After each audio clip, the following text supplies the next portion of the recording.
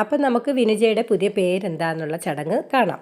അപ്പോൾ പെങ്ങന്മാർക്കെല്ലാം കൊടുക്കേണ്ടതെല്ലാം കൊടുത്തതിന് ശേഷം ചെക്കനും പെണ്ണും കൂടെ നിലവിളക്കുമായിട്ട് വലത് കാല് വെച്ച് അകത്തോട്ട് പ്രവേശിച്ചു. അതിനുശേഷം അച്ഛൻ്റെയും അമ്മയുടെയും കാല് തൊട്ട് അനുഗ്രഹമൊക്കെ വാങ്ങിച്ചതിന് ശേഷം നമുക്ക് പിന്നീട് ചെക്കനെയും പെണ്ണിനെയും അവിടെ ഇരുത്തിയതിന് ശേഷം നമ്മൾ ലക്ഷ്മി സങ്കല്പമായ അരി, തേങ്ങ, പഴം, വെറ്റില, പാക്ക്, അങ്ങനെ കുറേ സാധനങ്ങളൊക്കെ പെണ്ണിൻ്റെ മടിയിലേക്ക് ഒരു പുതിയ ഷാളോ അല്ലെങ്കിൽ തോർത്തോ വിരിച്ചതിന് ശേഷം നമ്മൾ സങ്കല്പിച്ച് വെക്കുന്നു. അതിനുശേഷം പുതിയ പുടവയൊക്കെ കൊടുക്കുന്നു. പിന്നീടാണ് പേരിടുന്നത്. പാർവതി ലക്ഷ്മി, പാർവതി ലക്ഷ്മി.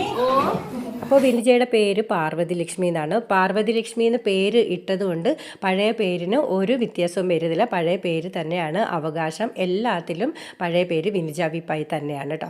ഇതൊരു സങ്കല്പം മാത്രമാണ്. ഇനി ചെക്കൻ്റെ വീട്ടിലാണ് എല്ലാത്തിനും അവകാശം. അതുകൊണ്ട് ആ ഒരു സങ്കല്പത്തിന് വേണ്ടി മാത്രമാണ് പേര് മാറ്റുന്നത്. അതുകൊണ്ട് അവകാശം തീരുവോ, പെണ്ണിൻ്റെ വീട്ടിൽ അവകാശം തീരുവോ ഒന്നും ചെയ്യുന്നില്ല. പിന്നീട് അക്ഷയപാത്രം നിറയ്ക്കുന്നു. അക്ഷയപാത്രം നമ്മൾ നവരാത്രിക്കാണ് ഈ സമയത്ത് നമ്മൾ നിറയ്ക്കാറുണ്ട്. പിന്നെ ആചാര്യ ദക്ഷിണ കൊടുക്കുന്നു. ഈ പ്രാവശ്യം സഞ്ജയ് ഭട്ടും ഭാര്യ വരുന്നത് പുറക്കാട്ടുന്നാണ്.